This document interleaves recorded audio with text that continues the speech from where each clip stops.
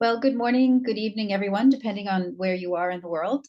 I want to welcome you to our latest AVERT webinar installment in our series. As many of you know, we hold these monthly webinars to showcase the latest research on issues related to terrorism and violent extremism and their prevention.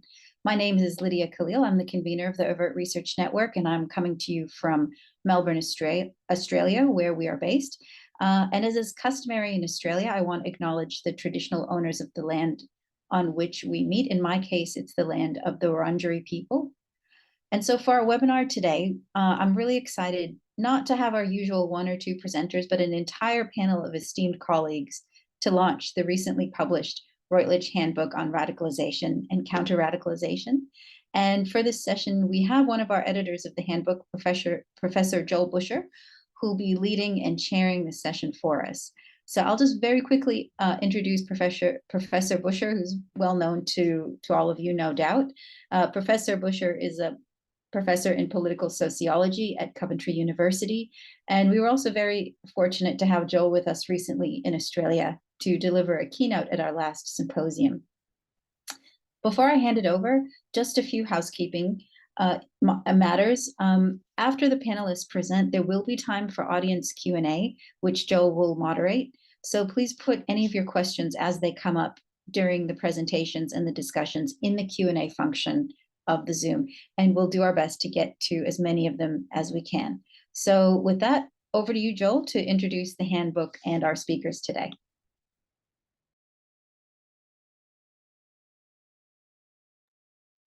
Thank you very much, Lydia, and thank you ever so much to all of our colleagues at AVERT for hosting this this session, giving us an opportunity to talk about and discuss the handbook I have with me here, the Routledge Handbook on Radicalisation and Counter-Radicalisation.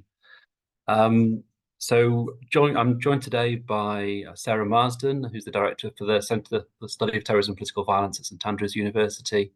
Also joining us on the panel, we have from left to right, as I can see them, Michelle Grossman from Deakin University, Paul Thomas from Huddersfield University, Kieran Hardy from Griffith University, and Emily Corner at the Australian National University. I'm so delighted to be joined by them, some of the many contributors that we have to this volume. I'm just going to say a few words, just start us off about the volume, and then hand over to Sarah, and then we'll get into some presentations in a bit more depth, focused on some of the key topics that our panelists have contributed to. Looking at the role of communities in countering radicalisation, looking at public health responses to radicalisation, and also psychopathology and radicalisation.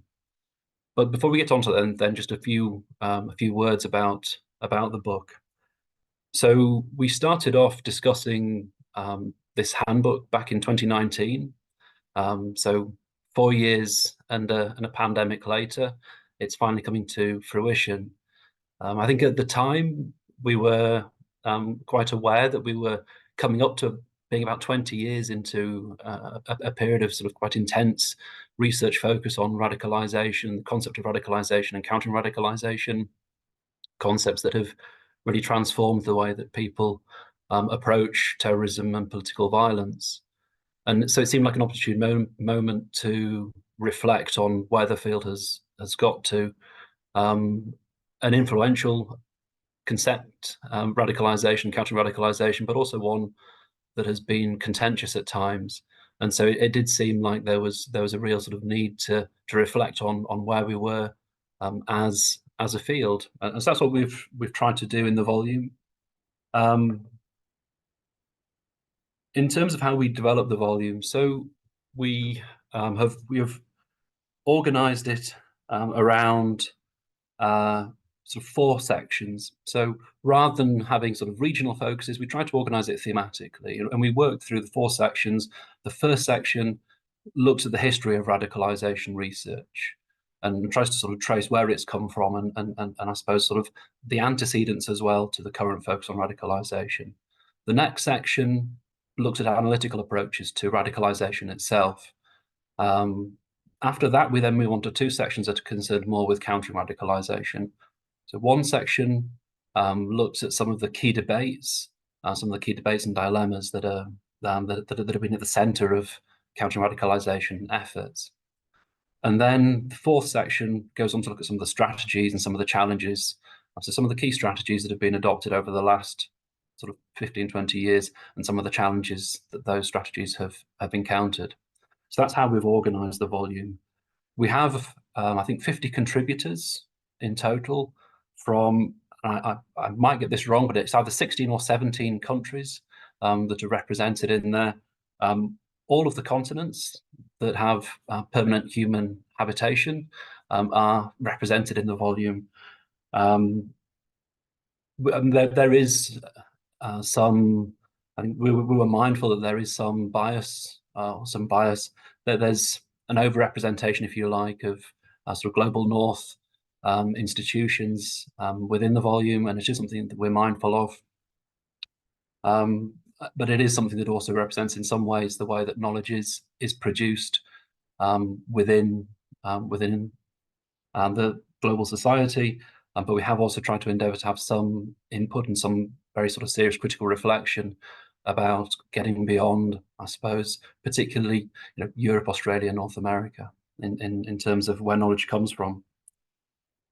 We've managed to have a range of disciplines, and I think one of the things that really comes through the volume is the degree to which research on radicalisation and countering radicalisation today is genuinely interdisciplinary, and I think that's something that we'll probably pick up as we go through today's session. And also in terms of research traditions, one of the things that we were very mindful of is that there are different research traditions that have engaged with radicalisation and countering radicalisation, and we try to engage with those and actually have them in dialogue with one another. And here, one of those, for example, was sort of more orthodox terrorism studies engaged in dialogue with critical terrorism studies, and we try to bring that together through the volume. We did that in part through how we selected authors, contributors, but we also did it through the process. And one of the things that we did in the process of developing the volume was to have contributors involved in the reviewing of one another's chapters and actually foster some dialogue between the chapters and between those different traditions. And for those of you who do have an opportunity to either read the volume or speak with people who've been involved with the volume, hopefully that does come through. So that's just a bit about the volume as a whole. I'm going to say one or two things very briefly about sort of some of the key takeaways for me, and then I'm going to pass on to Sarah. I just think in terms of what I take from looking at the volume is the extent to which the field has evolved and matured in the last 20 years. So we see far more nuanced, far more sophisticated theoretical and conceptual approaches today than we do 20 years ago. Linear models just aren't there, really. People are talking about radicalisation in a multi-final way. People are drawing on, as I said before, a range of different theoretical traditions from sociology, psychology, geography, what have you. But there's a very sort of rich kind of theoretical tapestry being woven there. It is interdisciplinary. We see far more sophisticated research designs being used than we were seeing in the early days of radicalisation research. And also the importance of thinking about radicalisation at different scales, individual, group, mass scales of radicalisation comes through in the volume. What also comes through in the volume is there's a lot of challenges ahead, and there's a lot of research to be done. But I won't talk about that now because I don't want to steal too much of what Sarah might talk about. So over to you, Sarah.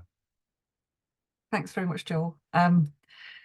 And thank you very much for the opportunity to talk about the handbook in a sort of a global sense, and having so many of the contributors with us is wonderful. So I've had the opportunity to work with Joel as an editor, and Lena Malky, who I think is also on the call, was our third editor. And as Joel said, we took a really broad approach and a very pluralistic approach deliberately to understanding radicalisation and counter-radicalisation. And that reflected the idea that radicalisation was both a social scientific concept, but it's also, of course, a policy framing. So it's perhaps not surprising that the research that was covered in the handbook, both on radicalisation and counter-radicalisation, reflects and is in dialogue with what is a pretty fast-moving and a pretty highly politicised and a sensitive area of policy. And as Joel suggested, colleagues contributing to the volume take different perspectives, and they position themselves differently in that space.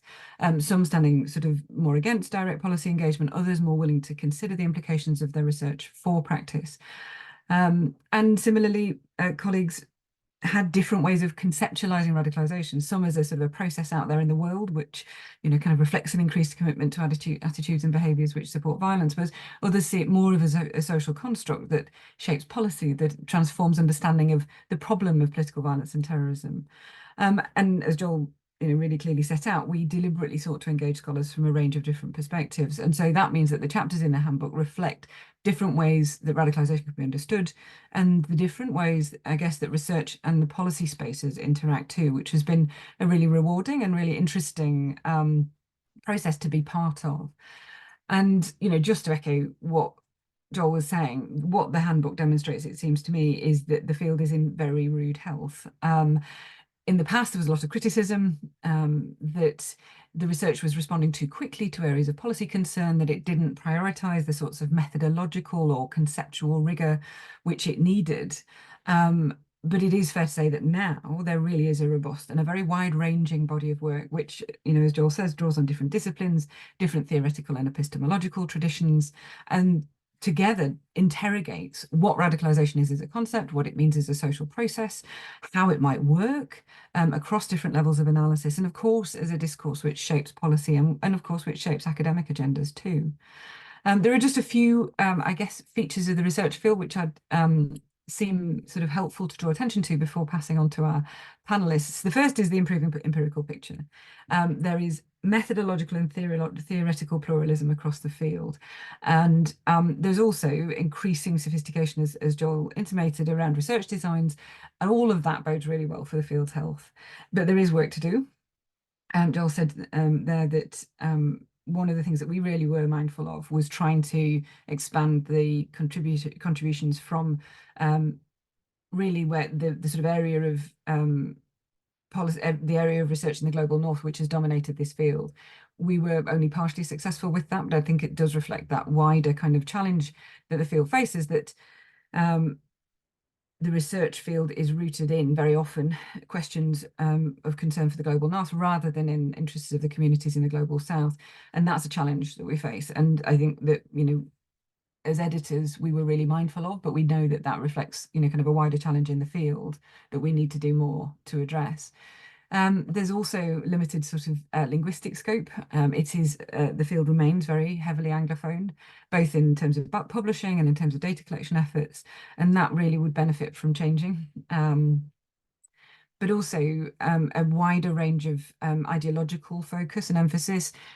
Islamist terrorism remains a focus. There's of course been an significant increase recently in work on the far right, but other ideological contexts really remain pretty overlooked. And there's a lot more to understand about different ideological and different socio-cultural contexts, and also much more to do to go beyond the individual level of analysis, which is where a lot of the radicalization research is focused, so that we can understand better how group processes and mass radicalization processes function.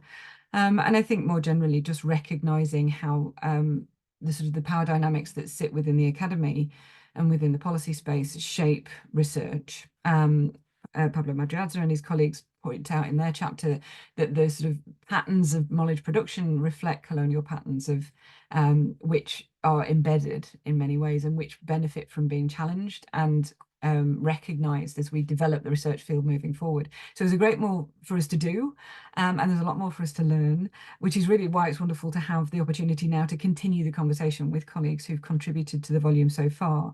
So I'm going to pause my remarks there and then pass on first to Michelle and Paul, and then we're going to hear from Kieran, and then on to Emily.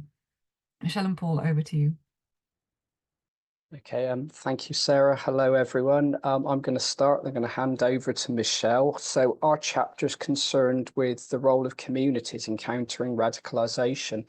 It's particularly concerned with the policy landscape of community involvement in preventing and countering violent extremism in the post 9/11 period. There's been a very wide consensus across many countries that stresses the important role of communities. That's been true in the Five Eyes countries, but also in many other other Western and Northern European countries. And that's been seen as part of a whole of society PCV effort, seeing communities as the first line of defence and as being crucial partners within the policy efforts.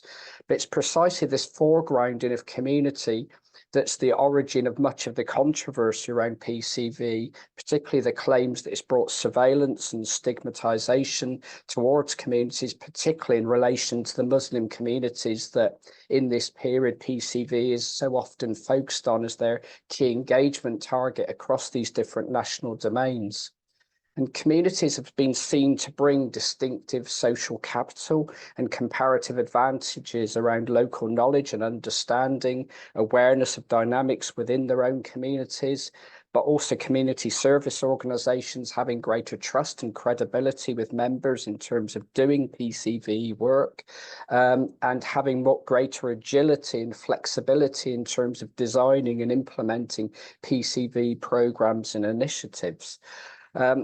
But in this use of community, it's important to sort of pause and actually consider what the concept of community is that is being used quite often normatively within PCV policy here. And there's clearly sociologically different understandings of what community is.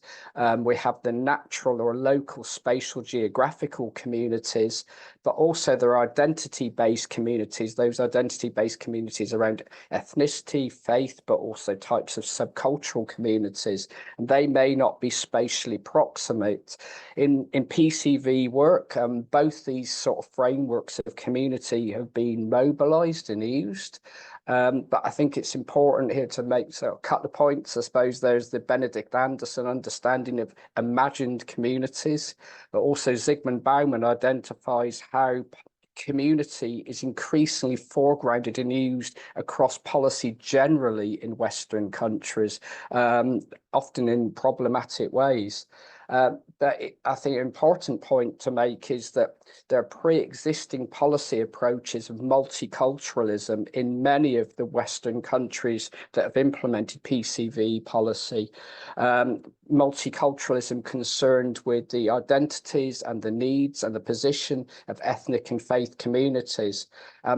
Often these pre-existing policy assumptions, structures, modes, and even community leaders are often older men, have been utilised within PCV work, particularly as it's focused primarily on those pre-identified. And I think an important point here is often spatially congregated post-migration Muslim communities, which has made the focus on community appear unproblematic in the way PCV has approached it. We've sort of argued previously that this focus on community is arguably sort of responsibilising communities for terrorism prevention, but it couldn't be argued that it's better to responsibilise them than to do it to communities.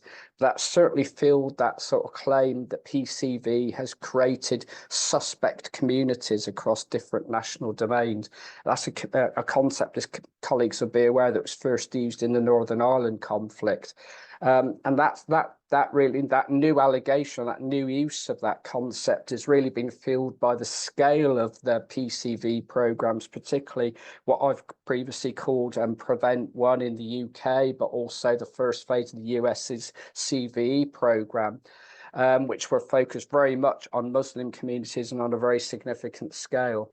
And it's brought an associated and inevitable securitization of communities, casting them both as suspect, but then also demanding that they respond and play a role in terms of strategy and provide action for preventing and disrupting violent extremism.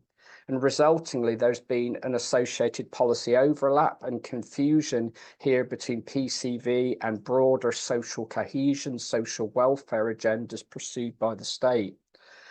Clearly, the framing of any identity-based group as a significant collective threat can undermine PCV initiatives, and PC efforts in a number of national domains did that overtly, at least in the first phase. But the suspect community, we argue, is problematic, particularly in its failure to account for Muslim community agency and the significant support for PCV from Muslim communities. So we argue that we need to closely question claims that Muslim communities oppose PCV. What it leads, we argue, is a more complex discussion around the role of community in governance. And Francesca Ragazzi has argued that government frames community instrumentally as a product of political processes of identification and categorization. Communities have their own internal understandings of and responses to state policy and governance, and arguably producing different or contested versions of communities in the plural rather than a mono understanding of what community is and who it is. And this sometimes creates points of friction or tension in how governments and communities interact in PCV contexts, with significant contestation in who leads and speaks for communities. There's also the issue of trust, not only whether communities trust the state, going back to the earlier point, in countering radicalisation, but also whether the state trusts communities, raising a sort of long-standing issue within PCV around means versus value-based approaches and who is trusted to play a role and who's countenance to play a role, but also the activities that should be carried out, which raises the issue of what should community-based PCV work involve, what should it look like, and how avert should it be, not just in its funding, but in its anti-radicalisation in content and initiative. So certainly there's the issue of, is the state genuinely committed to including communities in meaningful ways to prevent, in prevention enterprises as equal partners? So I'm going to pause at that point and hand over to Michelle. All right, thank you so much, Paul, for going through some of those points and setting us up so well. And apologies to everybody in the audience. I'm still getting over a bad head cold, and so I'm going to be croaking at you a little bit. Look, I just want to pick up on the through line in much of what Paul has summarized about our chapter so far, which is that really for almost 20 years, the issue of working with communities in PCVE context has effectively been a series of discussions and developments and engagements with Muslim communities. And I'm going to talk in a moment about the way in which that landscape has now changed. But a really key part of the working with communities in PCVE paradigm for many years has been the focus on building community resilience. So the idea of working with communities and working specifically around building community resilience partly was a strategic effort by government and law enforcement to socialize or normalize the prevention work being done in the counterterrorism space, but also to try to draw communities into a shared sense of purpose in identifying and mitigating radicalization to violence. Now, I think that there's probably wide consensus, and we argue in our chapter that there is fairly wide consensus that earlier periods of this strategy backfired when entire communities, and of course here we mean notably Muslim diaspora communities across a range of countries, were, as Paul said, securitized by government surveillance, other forms of policy and program attention, really framing them as targets rather than partners of such initiatives, and in the process creating community resistance to these partnerships that were sought by governments. A lot of this in our analysis is because policymakers have tended to focus on communal identity structures rather than on communal belief structures. So communal identity structures, are you Muslim? You know, are you devout, for example? You could say the same if you're going to focus on identity structures, for example, related to gender and so forth.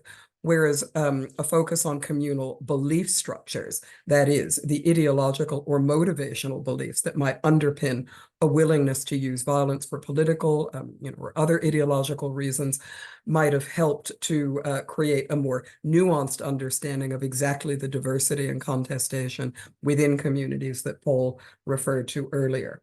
Another part of the puzzle in the community resilience space, of course, were some of the definitions around what was meant by community resilience. It's a notoriously fuzzy term. Resilience building in PCVE contexts has often been treated as interchangeable with social cohesion, which it actually is not. And this has created some tensions around perceptions and in some cases the existence of covert CVE programming. So the idea that programs that were focused on building community resilience were actually Trojan horses, for various kinds of covert surveillance and engagement. I think more problematically, what we have argued is that resilience building was really seen in many respects as a one-way street that assumed resilience deficits rather than assets in minority communities. They often focused on processes of social and cultural integration, and in some cases, and we've seen this in the UK, on platforms built around national values. But most importantly, the community resilience building frameworks in these PCVE contexts never really considered how resilient or otherwise government themselves might be in terms of things like adaptation, resource creation and navigation, openness to change or develop new knowledge. So lots of things that would go into the social ecological matrix of resilience, rather than seeing resilience merely as a kind of fancy way of talking about resistance to certain kinds of ideological messaging or harms-based narratives. The social ecological construct of resilience says, no, actually resilience is about being resourceful and being able to access and navigate and use available resources in ways that are meaningful. So governments have often put themselves outside the resilience framework and said resilience is only an issue for communities, whereas we would argue that actually government is part of that framework and that government needs to think about their own resilience as well, and also to think about the resilience of violent extremist groups and networks in some cases who have proved remarkably adaptable and resilient over time. So the community resilience framework has suffered from a lack of nuance and sophistication and a lack of this more dynamic understanding of what multi-systemic resilience looks like, a pretty noticeable policy gap. Now, the issue of changing trends in how we might define community, as Paul mentioned earlier, really exerts further pressure on the resilience-based approach. So aside from the pragmatic issues around who or what states will fund and the politics of this, there are deeper issues reflected by the shift from the state's concern with minority communities and violent jihadism alone towards a landscape in which far-right extremism has grown and mainstreams its narrative at times within majority cultural populations.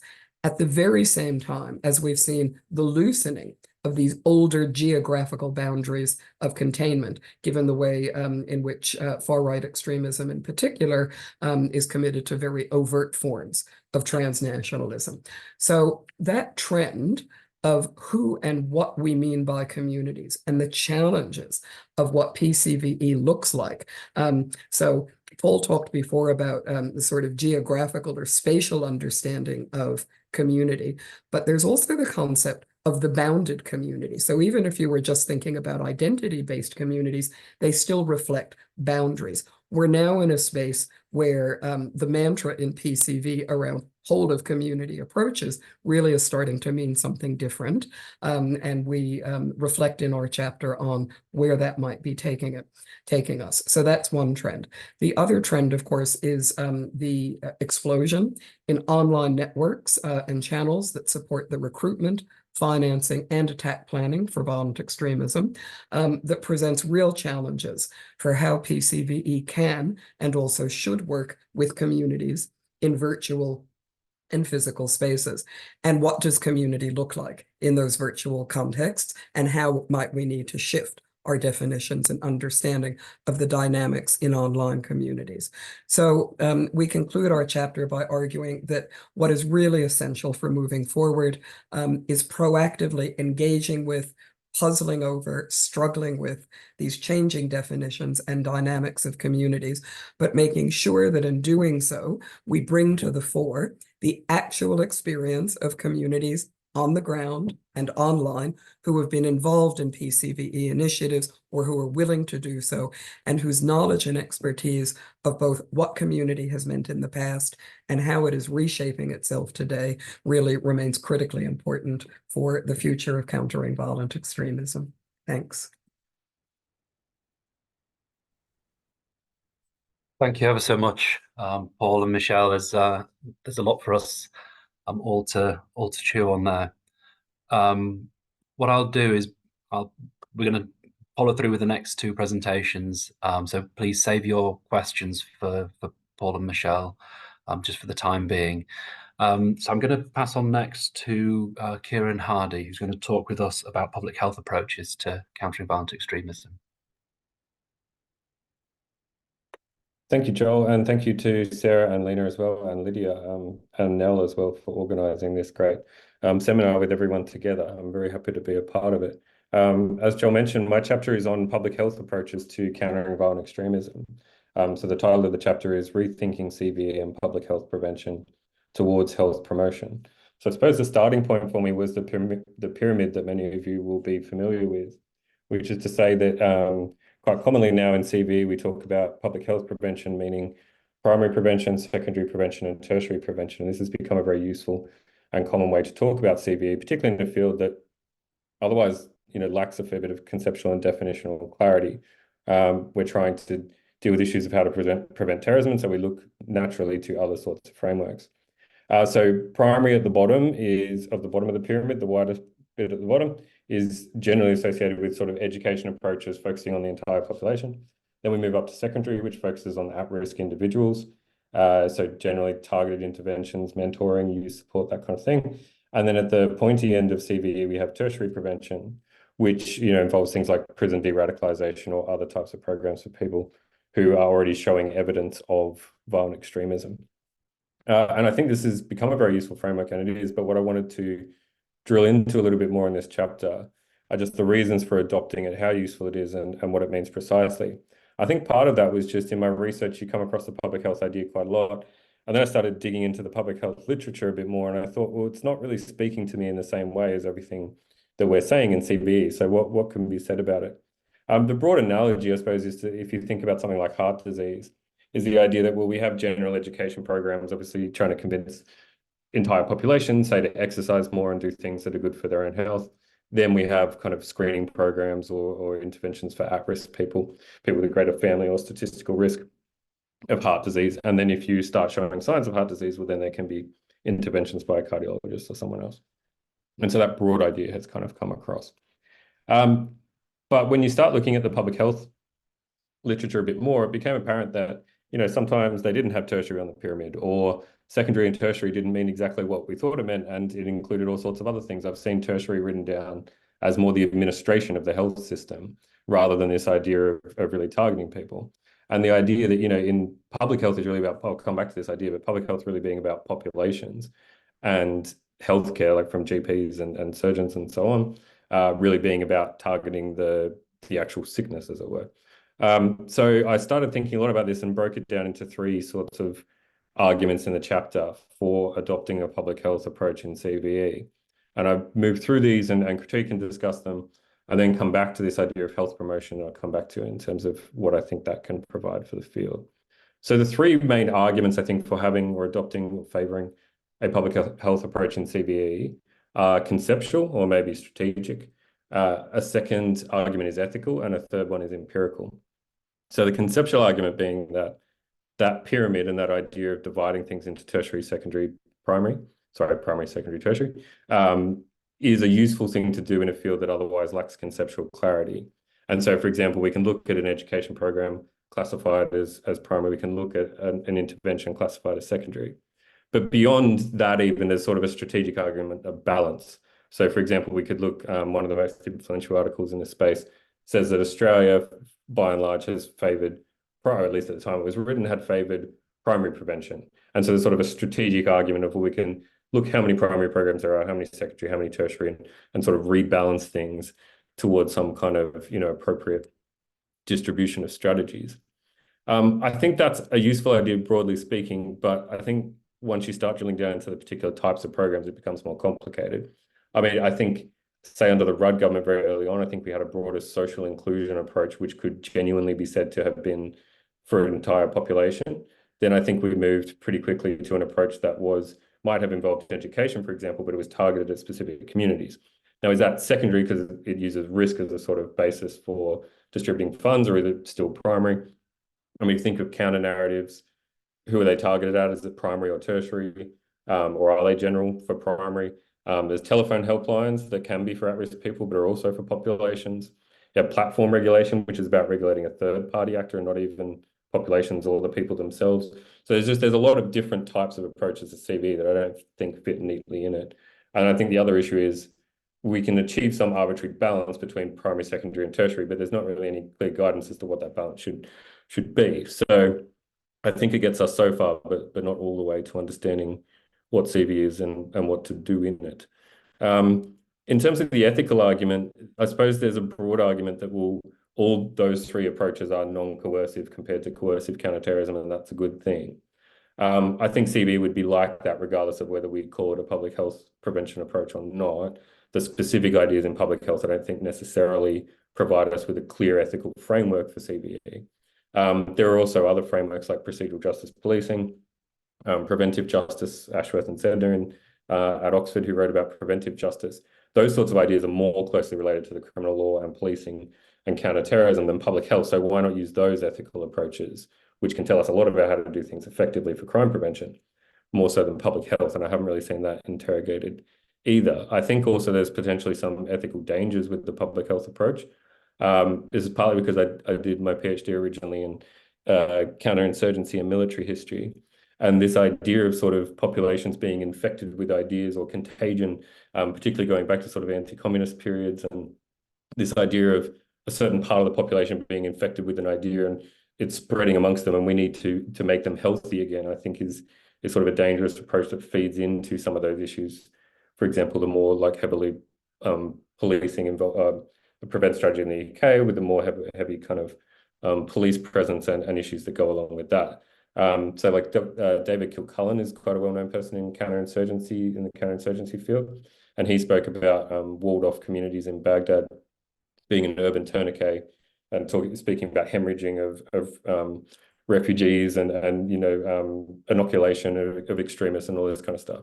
So I think that language catches on very quickly in a way that I think can be fear-inducing as well. Like we've all seen with COVID now that a virus can spread very rapidly amongst the population, but extremism can't in the same way. And I think drawing too many close analogies can be problematic.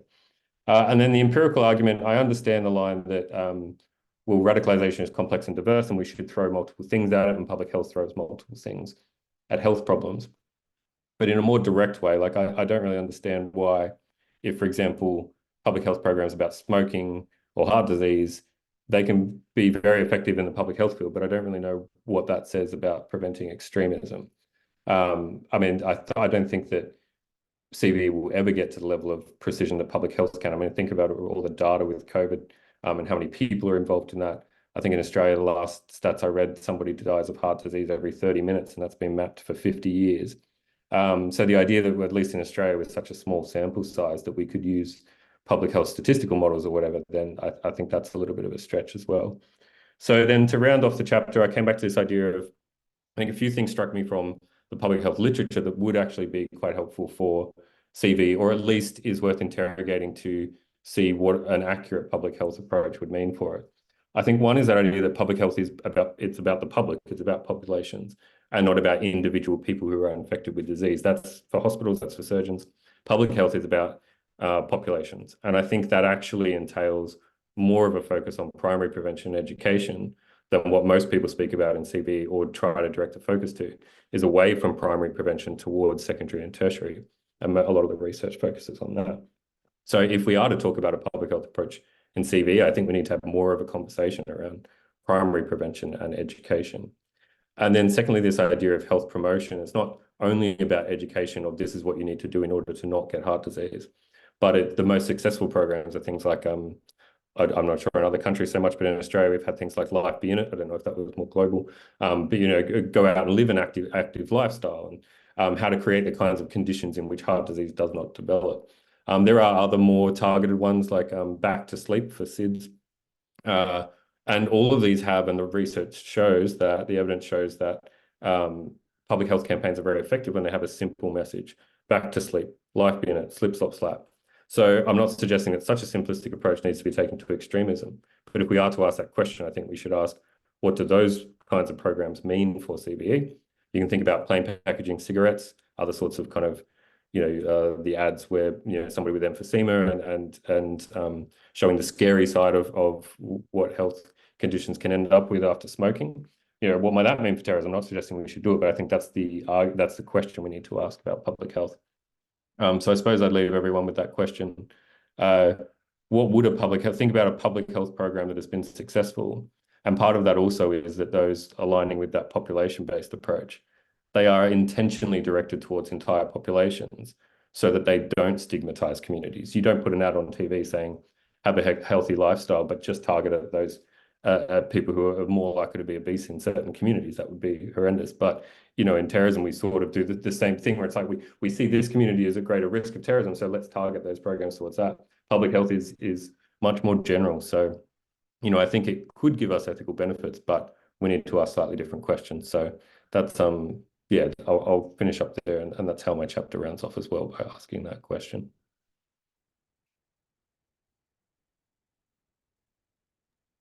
Many thanks, Kieran. So that's people's minds will be sort of buzzing away with yet more questions, I'm sure. I'm following on from that. And finally, in terms of presentations, we'll come to Emily Corner, who's going to talk with us about psychopathology and radicalisation. Thank you, Joel. And thank you to yourself, Sarah and Alina as well, for the kind invitation to contribute. So my chapter was quite simply titled Radicalisation and Psychopathology. And even though the title is simple, I think the area and the research that's happened in this space is not simple. I think that's kind of like the takeaway from the chapter. So when I first entered the field 10 years ago, there was kind of like a generalized consensus that and terrorism and mental health didn't really have a link, which was quite surprising given that, you know, for the previous 30 years, that wasn't, you know, that was the complete opposite argument was happening. And then, you know, just around 9/11, before and after, there was some really, really strong seminal reviews that, you know, came out that highlighted a wide range of explanations, traits and disorders drawn from a range of different constructs and different academic areas to sort of quite coherently argue that it's very, very difficult to draw out a singular observation regarding the role of mental health in radicalization and terrorist behavior that may have actual credible or predictive value. But unfortunately, what was taken forward from these reviews was some kind of misinterpretation of what they were saying. So essentially what the reviews in a roundabout way said that, you know, we don't see mental health in terrorist populations more than we would in a general population, which seems like a fairly, you know, astute observation, but that was kind of taken forward and misinterpreted very, very quickly. And the idea that terrorists didn't have mental health kind of came from what seemed to be quite a nuanced argument. And we were at this space when I entered the field in 2013 and 2014, where there was almost this, you know, terrorism and mental health can't coexist. And in the last decade, there has been a massive amount of research now that has really coherently shown that those kind of arguments shouldn't be made anymore. So there's been several different kind of, like, in the chapter I use the term paradigm, but there's been several different kind of groups and areas of research, with the biggest kind of area focusing on ascertaining prevalence and ascertaining sort of diagnostic answers. Now, this is what could be argued is the taxonomic approach. So where you are trying to create a taxonomy. This is very, very common, not just in research examining mental health, but in terrorist and radicalization more generally. And the taxonomic approach is a very, very necessary first step, because it's establishing some the identification of specific elements that is the first step towards progress in any kind of scientific field. But it has some very, very strong limitations that can happen to this. So whilst it's very useful for providing a classification, so what risk factors occur, what risk factors don't occur, it's designed to describe what a phenomenon is and not explain why. So even though most of the research to date has focused on establishing prevalence rates or reconfirming identified prevalence rates, which seems to be, the way the field has gone for the last 5 or so years, what we're not able to do at the moment is explain why psychopathology may play a role. All we can say is that in some instances, there is a presence of poor mental health in some populations, radical and terrorist, but we're not able to say why. So the next kind of stage of the research that's starting to emerge is moving from that identification of the presence of mental health and towards understanding the relevance of it. Because so far to date, most of our answers when we look at mental health in radicalization are just establishing that, yes, it happens, but in some instances, it happens before. In some instances, it happens afterwards. In some instances, it's there, but it's not even related.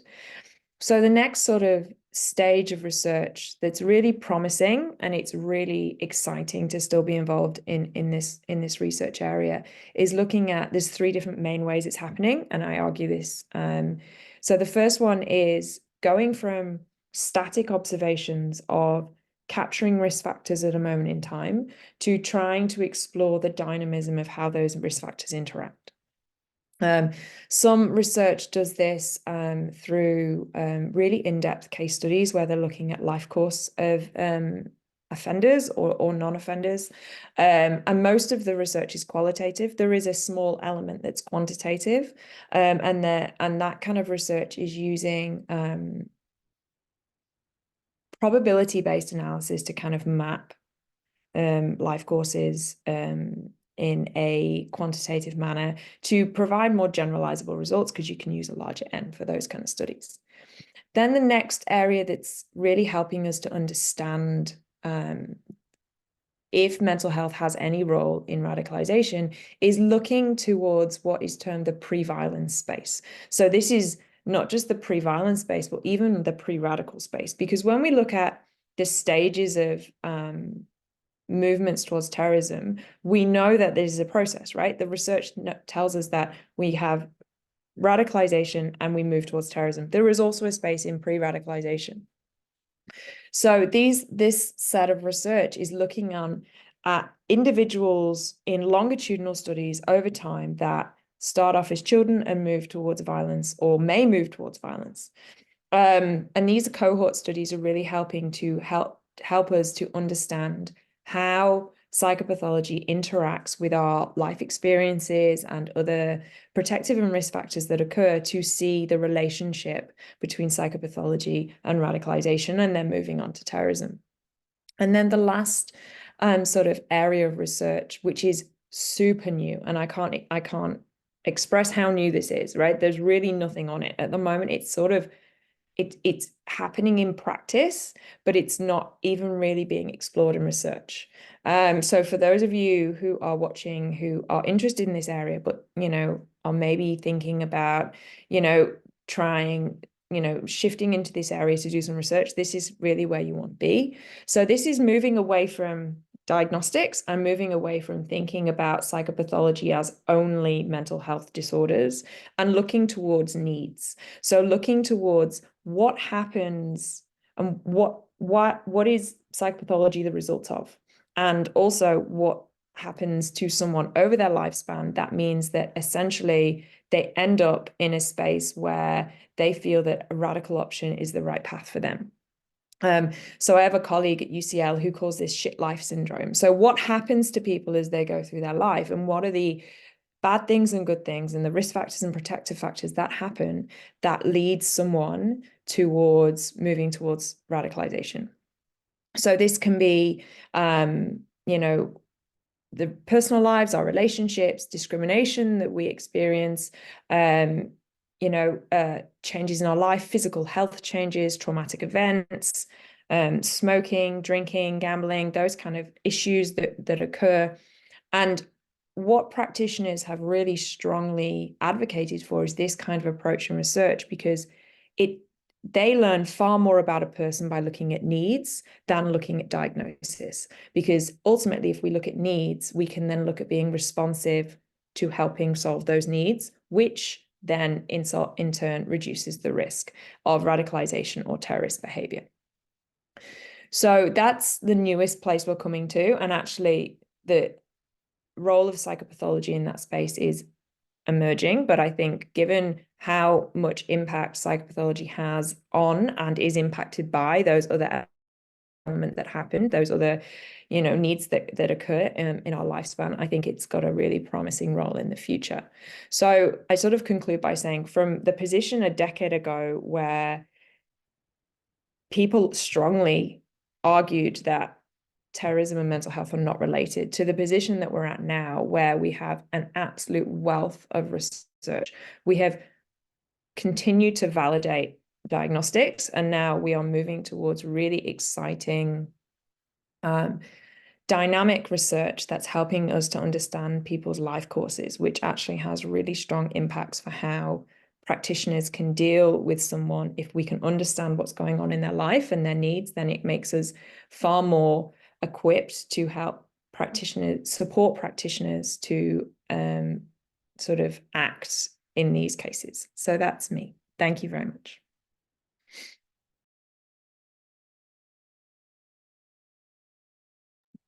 Thank you ever so much, Emily. And I think it's an excellent example of one area of research on radicalization and countering radicalization where we have seen, you know, sort of concerted research effort informed by, you know, good scientific practice from other areas of research actually brought to bear, and you know, genuinely sort of transforming understanding of this area in a relatively short period of time.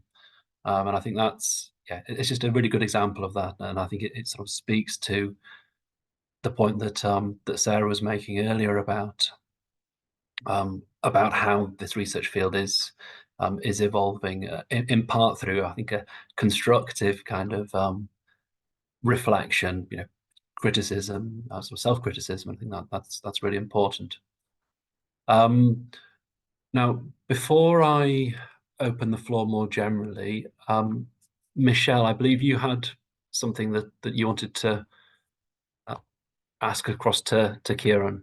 Yes, I do. Thank you. So Kieran, I was really interested in your analysis and reflections on some of the challenges thrown up by FIT in relation to public health. But look, it's raised a really interesting issue for me about the intersection of public health frameworks and public safety frameworks. And I'm wondering if you could comment on that. And one of the really striking things is the difference in the horizon of expectations that we have around what success looks like in relation to public safety versus what success looks like in relation to public health. So I often, when people say, well, you know, you've tried this program and yet a terrorist attack is still occurring. You've just muted, Michelle. Yes, I did. Sorry, I realized that. You know, so you have a program. You have somebody who presented a residual risk, for example, and they go out and commit an attack, and suddenly it's, you know, get rid of the program, stop funding CVE. And the analogy that I've often used is to say, when you have an oncology surgeon and she or he has a patient who has cancer and then dies, Nobody ever says to that surgeon, you had a patient who died and you're going to be struck off. And in fact, the whole field of oncology, is garbage. So I'm wondering if you can comment about why we might have these different levels of expectation about what success or efficacy looks like in relation to community safety or public safety versus public health. So I think your presentation really spoke to some of those tensions. Thank you. Yeah, Michelle, I think that's a really interesting question and comment as well, because I mean, I think, to some extent, the comment part of it is, I think that basically no one is happy to accept any level of terrorism in society. But the idea that, so we're drawing on prevention frameworks where nobody would expect there to be zero COVID anymore. Nobody would expect there ever to be zero cancer or zero car crashes or anything else. And yet in terrorism, it persists this idea that, that prevention means no terrorist attacks happening.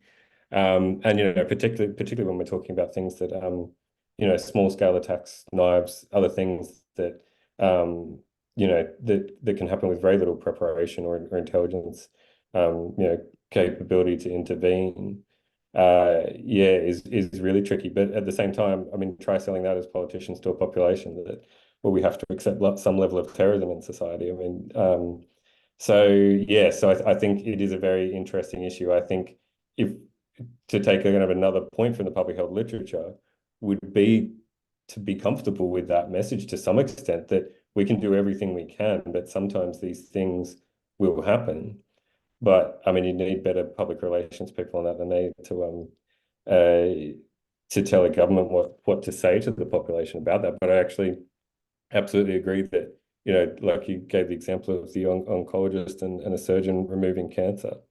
I think the blame when these things happen, if something has gone wrong, like if a surgeon, nicked an artery or did something else, then sure, and the equivalent of that in counterterrorism. But if they've done absolutely everything they can, then the idea that, heads need to roll for this or whatever, so I think, cooler heads prevailing and all those sorts of things, but it's been very difficult to achieve that for a long time in terrorism. So I'm not sure what the solution is per se, but I think that's a very important point.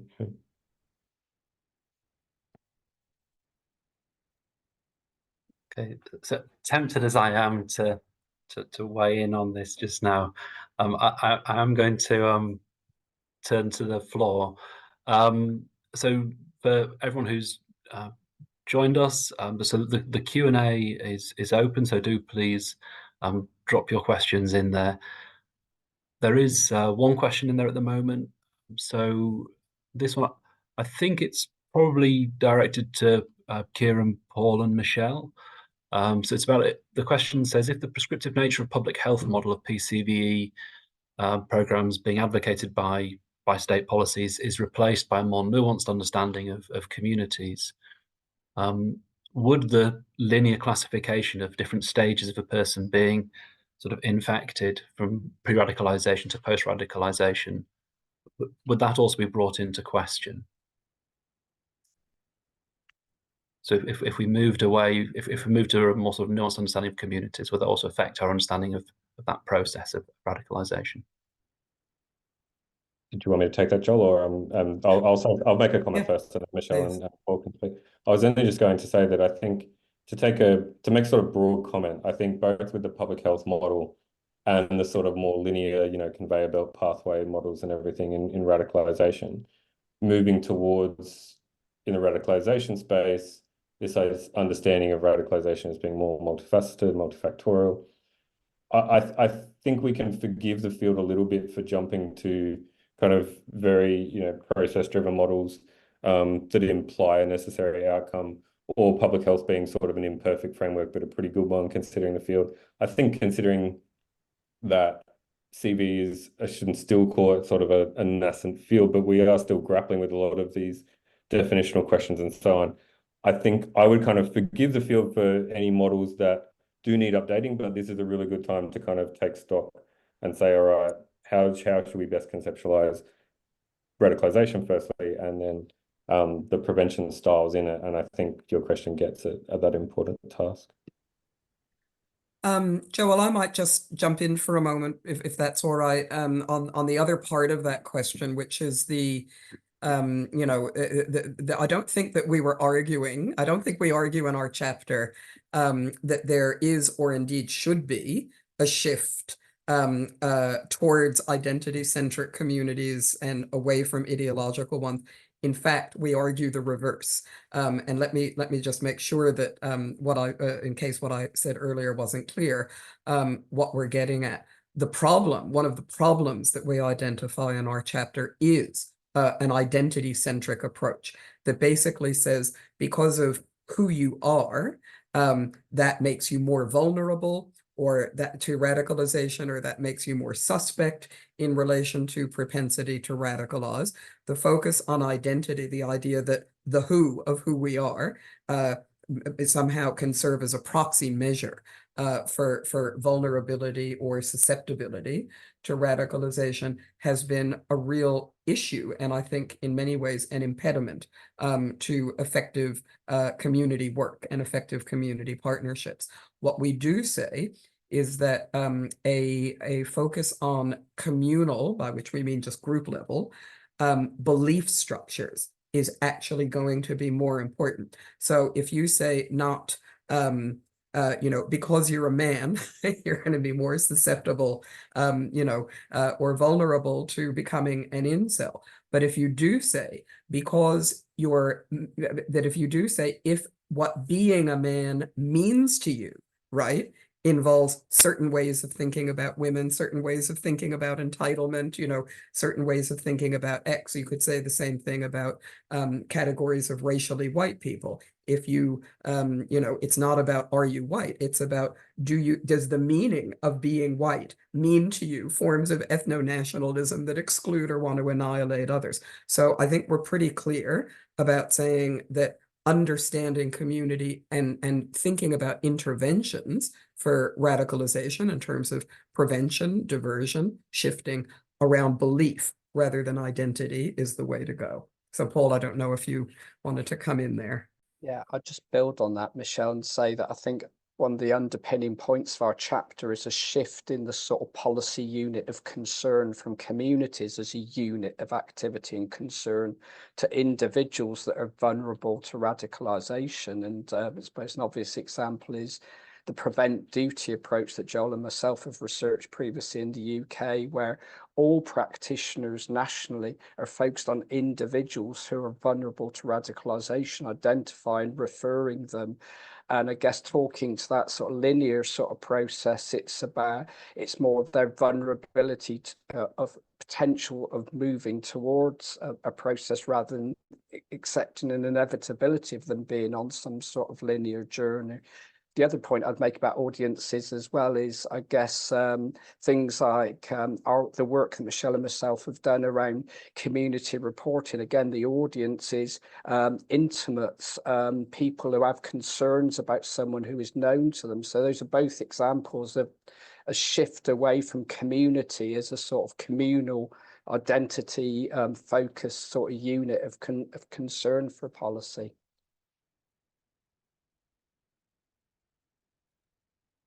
Thanks very much, Paul. Thank you, Michelle and Kieran as well for your responses on that. Greatly appreciated. There's some other questions that have come in. So there's one question from Shannon Zimmerman around gender. So in pulling the volume together, how has gender emerged as a major factor in radicalisation in CPVE? Is there still room for progress? I'll give a very quick response and then pass on to colleagues. So just to say that there is a chapter that focuses specifically on gender, prepared by Elizabeth Pearson. And I think part of the argument that she makes is about the integration of gendered lens into radicalisation research and it not being an add-on. I think this is one of the sort of key arguments that she makes. So I think, you know, Elizabeth Pearson's argument would very much be, yes, there's lots of room for progress because it needs to be more thoroughly integrated into all research on radicalisation, essentially. But I don't know if anyone else on the panel wants to come in on gender at all. Yeah, Michelle, go for it. Yeah, just a quick comment to say, as a short answer to Shannon's question, is there still room for progress? Yes, absolutely. But one of the observations that I'd make about what's changed is that where there's a good, strong body of work on the role of gender in relation to violent extremist and terrorist actors. Okay, and that's where the focus has been for quite a while. So I'm thinking of the work of people like Mia Bloom, Melanie Smith. There's a lot of really great work that's come out of the UK, for example, in the past, that's talked about some of the complexities of how women have been positioned as actors of various kinds within terrorist groups and terrorist networks. But I think one of the shifts that we're now seeing at the same time that the category of gender itself is undergoing a series of epistemological sort of shifts and challenges, is the way in which gender is emerging now, not just in relation to actors, but also targets. Yes, so that gender has emerged as a dynamic in target selection. And we see this in particular in the intersection in far-right extremist movements, for example, with targeting various LGBTQIA individuals and groups and so forth. So I think there's a lot happening in the gender space that argues for the continuation of much of the excellent work that Elizabeth Pearson and others have been doing in this space. Yeah. I think if I can just step off from those really helpful remarks to also draw attention to the fact that, of course, gender isn't just about women, it's also about men and about masculinities. And I think, Liz's chapter draws attention to the need for us to think more carefully about how to bring studies of masculinities into our field, because gender is often considered in relation to women, and the field has been gender blind, I think it's fair to say, for quite a long time. That is shifting now, and as Michelle said, there are some terrific scholars who are really foregrounding questions of gender, and increasingly, as you say, suggesting how it's relevant to targeting practices. So, but I think what's also important is to recognise intersectionalities and how those play out as well. So when you think about gender, you also think about different kinds of identities which intersect with gender, whether that's religion, ethnicity, imposed perceptions of identity, and the way that that can shape and form people's experiences. And not wishing to sort of preempt Joel's chairing, but just to go to sort of Aaron's question about, and that there's been perhaps an increase in work on the far right, but other areas that have been overlooked. And I think absolutely every single chapter has magnificently laid out where we need to focus next. And in the sort of pre-session, when the speakers were discussing between ourselves, Michelle made some really important points about how exciting the field is. Emily drew attention to the new areas of research which are focusing more on needs rather than diagnosis. And I think every single chapter has pointed out, new directions for travel. I think the key thing for me is recognizing the complexities and really digging into those complexities. That could be around intersectionalities. It could be around when you're thinking about ideology, how different facets of ideology are becoming sort of constructed and amalgamated in ways which are less recognizable in terms of our traditional understanding of what extremist ideologies might look like. So really digging into the detail and the complexities associated with all of the categories that we use, I think is really helpful. And just to pick up on that point that Emily was making about taking a more needs-based approach, I would extend that away, not just to think about that in relation to psychopathology, but think about that more generally in relation to all of the questions that we're asking, thinking about radicalization processes more generally. What needs does it serve, and how can we understand those needs in ways which help interpret why violence becomes an obvious answer or the right answer to solve the problems that individuals perceive themselves to hold. And I think all of the different chapters focus on that in different kinds of ways. So it is a really exciting field to be part of. I don't know if other colleagues want to pick up on any of those other areas which kind of have been neglected and which they'd like to sort of stake a claim for in terms of what we should be looking for next. But those were just some of the thoughts that I had in reflecting on that question. Sarah, I want to come back to Sarah. Okay. Yeah, sorry. I was just, of course I do. I think I agree with you entirely, Sarah. But I think that one of the meta issues hedging around this. So yes, it's a lot of it has to do with threat and risk perception, right? So the focus on the far right is because there has been an empirically based materially graspable escalation in mobilization, in rhetoric, in activity, in plotting, and so forth.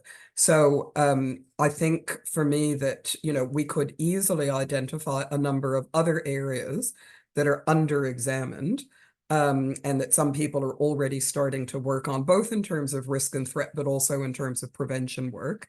My hesitation about going too far down that path is that I think that if you are cataleptically identifying areas of potential risk, you can sometimes create a problem where none existed, and that you can inadvertently end up securitizing groups or issues that may not ever develop to the point where they become of genuine concern. So I think ethically, as well as from a policy, I think we tend to be policy driven a little bit in how we respond because of the risk threat sort of nexus, but it becomes muddier when we're thinking of some of the more under-examined areas that could be, but then again, they might never be. And so it becomes a fine line to walk. Yeah.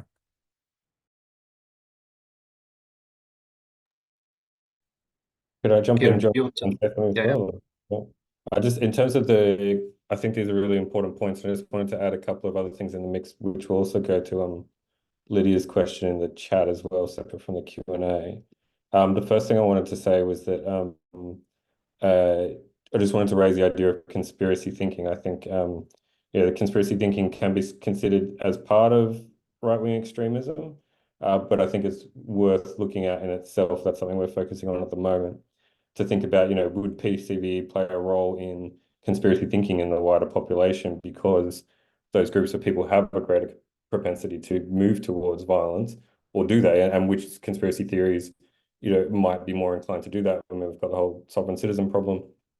To what extent do they overlap with right-wing extremists? To what extent is conspiracy thinking in itself a driver of extremism and needs a government response? So that was one thing I wanted to raise. But then the thing that goes more to Lydia's question, which I'm interested in knowing the answer to from Emily, is how to speak about mental health and terrorism in a way that, because I think people struggle with this idea of mental health as a risk factor for terrorism. At least you get that out in the media and people start associating mental health and terrorism very closely together. And then, in many cases, we know that mental health does play a role. And then there's also, separate to mental health, there's neurodiversity is increasingly coming up, like in the recent attack in Sydney that's been mentioned again. So I think that's another very sensitive area where, in terms of the messaging as well as the research, so I'm very interested in knowing Emily's answer to that question as well. Okay, so I think so. Lydia's question, for the context for the attendees, was how do you think accounting for mental health influences definitional debates relating to terrorism, in terms of terrorism which focuses on specifically political, ideological, religious motivation? And I think my argument here is that even though the research has come so far in the last decade, enduring stigmatization around poor mental health in general, outside of terrorism completely, creates specific reactions in the public space, like in the event of attacks. So, when we think about the two attacks that happened in Sydney within, 36 hours of each other, they were defined very, very differently by both the police and in the public domain. And I think some of that comes back to, one, the stigma we put around mental health, and the belief system that societies create that having poor mental health creates, and it's incompatible with having kind of the formation of an ideology. And also the fact that at the moment we're still really constricted on what we see as ideology. So as Kieran mentioned, thinking about conspiratorial thinking and how that links into ideology formation.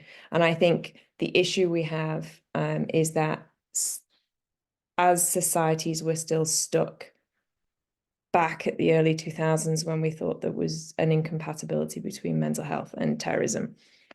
And it doesn't matter how much research has been done, it still seems to revert straight back to that argument every time that something happens, which is a little disheartening when you see how much work is being done. But I think it's a case of messaging outside of the space of terrorism radicalization would really, improve society's understanding of mental health more generally, and neurodiversity as well. And I think research can only do so much of that. I think it comes down from a top-down perspective rather than a bottom-up in these kind of situations. But I'm sure other people have opinions on that as well.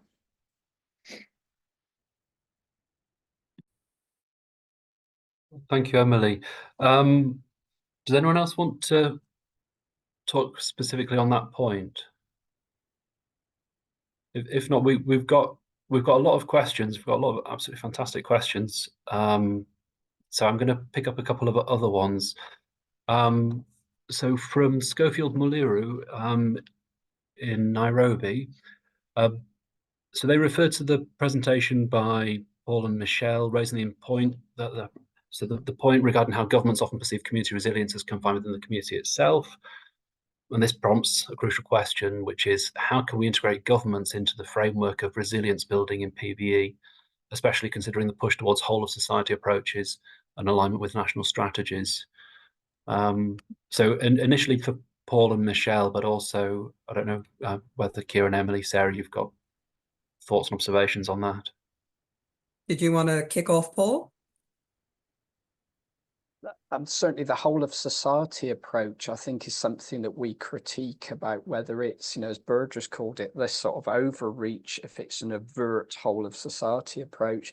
There's certainly the argument about mainstreaming PCV work within other state functions, whether it's safeguarding, whether it's education, which avoids both stigmatizing particular communities by targeting on specific communities, but also the scale, the avertness of it, can represent an overreach, which we've seen in other national domains in the past.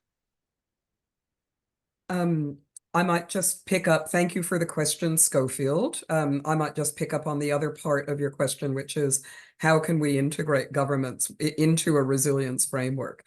And I suppose, our answer might be something along these lines, which is that if you only think about resilience as a kind of proxy term or proxy process for becoming resistant to violent extremism, then by definition, almost, governments, are able to exclude themselves.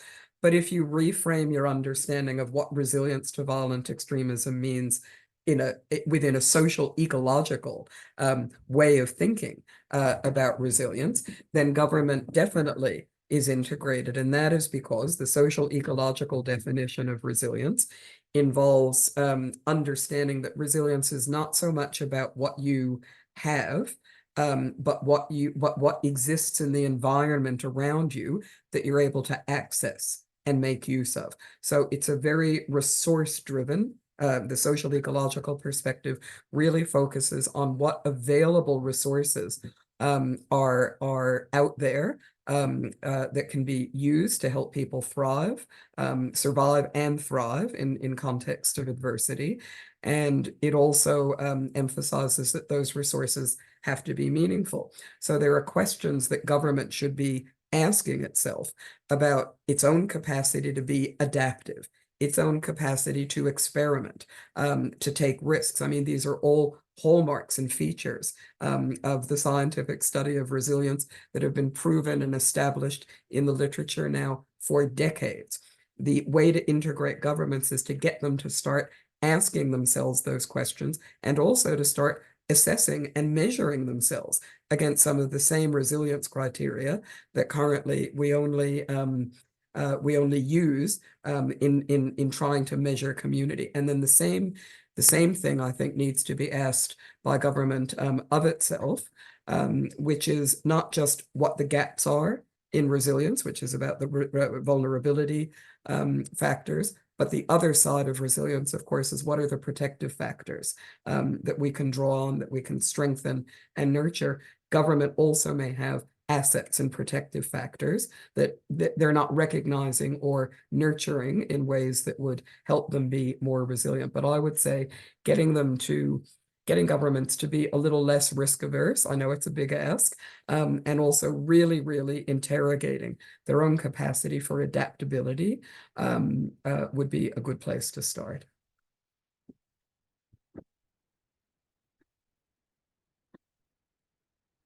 Did anybody else want to come in on that one? I could jump in, Joel, if I sort of combine it with an answer to Michaela, which I've been thinking about as well, which I understand that question partly also to be what's the role for governments, and then in Michaela's question, law enforcement as well, in this sort of PCV work, which is more community driven, and you know, with the prevent strategy in the UK and criticisms of embedding counterterrorism officers in this sort of community work and the sorts of suspicion that arises from that. And I don't think we've ever come up with any much better answers to that. I think that still is a complex dynamic, and because if police play too strong a role, then it can cause issues that we've seen. But if police don't play any role in doing the more legitimate community work, liaison work, and so on, and they stick to the coercive side, and then the rest is left to, you know, multicultural departments or social services and other things, then the police don't get the kind of benefit of legitimacy and the benefit of those approaches. And I think my colleague, Professor Tina Murphy, is on the call, who is an expert in procedural justice policing, and the idea that, you know, giving communities, for police to give community members a voice and treat them with respect and so on, is not only good for the police, but it's good for everyone, because it can mean more crime reporting, it can mean, you know, better interactions with police, and particularly where anti-authority sentiments is part of an ideology in right-wing extremism, sovereign citizen movements, or anything else. I think the police playing a role to improve those perceptions and to improve their legitimacy and trust in the populations is really important. So I don't think it's as simple as, well, we've seen good results when other government departments deal with it, or the sort of bottom-up approaches and grassroots approaches that avoids that association with counterterrorism. I think there is some role for law enforcement and police to be doing, or law enforcement and government to be doing this kind of work, but it needs to be done well. And I think that sort of goes to my point before around public health and ethical frameworks. I don't know what that provides us in that sense, but I do think that there are frameworks out there, preventive justice, procedural justice, policing, that get us closer to answering the question of how can state agencies, particularly law enforcement, be involved in the sort of friendlier side of counterterrorism, but do it well. So it might just be a little bit more work around those in those fields. Joel, can I give a really, really quick example just based on what Kieran is saying? So a number of years ago, the NYPD, at the same time that they were busy putting undercover operatives in Middle Eastern cafes, you know, in Brooklyn, and, you know, busy spying on people, which became an enormous scandal. They were also doing something else, which I think demonstrates exactly what Kieran is talking about, and my idea of a resilient response for a government agency. They were running a program. It was a sports-based program for young men, and it was specifically for young men from newly arrived Muslim diaspora communities. What they didn't do, which is the old integration, social cohesion model, was say, you're in America now, come and learn how to play baseball, okay? The quintessential game. What they did was they adapted and they taught themselves how to play cricket and how to play soccer. Okay, and I can assure you, no New York City policeman from my hometown would have ever had a clue as to how to play either cricket or soccer, but they did it and they taught themselves. So what they were adaptable, and they were saying, we will come and meet you where you are in terms of your interests, and we want to talk to you about violent extremism and its risks, but we want to do it at the same time as we're engaging with you in this pro-social, proactive way. And so you have this absolutely schizoid scenario where the NYPD was simultaneously doing this covert surveillance that, brought ignominy upon them. But at the same time, they were demonstrating another way of doing it through a different unit, still CVE, that was much more successful and that showed genuine resilience in that social ecological way. So it can be. I'd just add there, though, that the UK police playing cricket with Muslim young people was quoted as precisely an example of wasting PCV resources and having no tangible benefits in preventing extremism. So, well, they should have tried baseball, Paul, in the UK. Yeah, maybe. There's a slew of questions that I think are targeted largely at you, Emily. I I'm can see that just you've been doing typing some answers because I'm very aware there are 4 minutes left. So I am typing some answers. Jennifer, I'm seeing you on this later this week, so I will answer your question then. But yeah, I'm just typing a couple of answers. But like, yeah, so maybe pick someone who hasn't asked me so that you can actually finish within the time. Okay, I'll let you respond to the other questions. So there was a question that came in earlier on from Charlotte Hanson that I haven't picked up before, but about how we prevent children from being subjected to radicalisation online in the gaming area, as there's no legal constraints by tech platforms and gaming platforms. I know this is something that comes up quite a bit at the moment. Can't be policed, so would an education programme in school help, especially if you can get assistance from the gaming community to PCVE? I'd sort of say that there's already online safety and sort of digital media literacy work that's done in educational spaces. And that's an example of PCV being mainstream, because it's not just talking about radicalisation, it's talking about other forms of social harm that can come through gaming platforms or via online. But that raises lots of issues about the initial training of educators, their own understanding, their own preparedness to do that work, about space in the curriculum, and about the resourcing as well.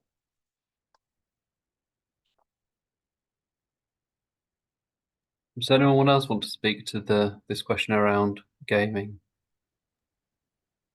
Maybe not gaming specifically, but I am thinking about the platform regulation part of it, which could feed into that, which is, I mean, this is still, Australia has been very bold in terms of like its encryption laws firstly, and then the apparent violent material laws. And these things were done very quickly, but at least they were an attempt to engage a very powerful actor and or actors in terms of the big multinationals. So I think that I see that as still very much a developing space that we don't have very good answers to yet either. The sort of experimental bold, we'll find you all this money, hasn't necessarily worked yet, but at least the Australian government has tried doing something. And I think in both the gaming space and I'd add also AI regulation in there too, that as another kind of very much developing field, that I think there needs to be an answer sort of to the social media spread of extremism, gaming, and that potentially moving onwards the AI situation as well. So I think you've landed on a very key issue. Joel, I would just add very quickly that it's also that we don't really understand yet what the needs part of gaming is doing. I think it goes back to what Emily was saying before. The way that those gaming platforms operate, the way that they're leveraged by extremists and people who are driving towards harm-based narratives and forms of activity, but we're not clear about the needs that those gaming platforms and those gaming communities are meeting for young people. And if we're not clear about what those needs are and how gaming meets them, we're not going to be very clear on strategies to intervene. Thanks, Michelle. And just to flag, there is a chapter in the handbook by Bharath Ganesh on content moderation, social media, and countering online radicalisation, which touches on some of these topics. I can see that Lydia is waiting, so I'll hand over to Lydia. Thank you ever so much, everyone, for your questions, and my apologies to those who we didn't manage to get to. Thank you so much, Joel, and thank you everyone for such a well-informed presentations and a fascinating and rich discussion in debates. And also thanks for everyone participating for your questions.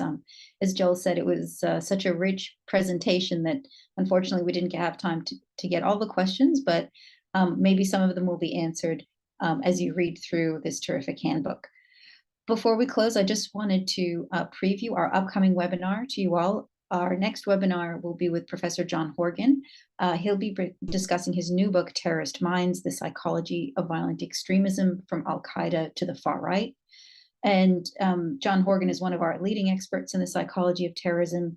His webinar will discuss updated evidence base and how psychological study can provide crucial insights into the why and the how people become terrorists. So that webinar will be on May 9th, Australia Standard Time, and you can find more information on that webinar and how to register on our AVERT website, which is www.avert.net.au.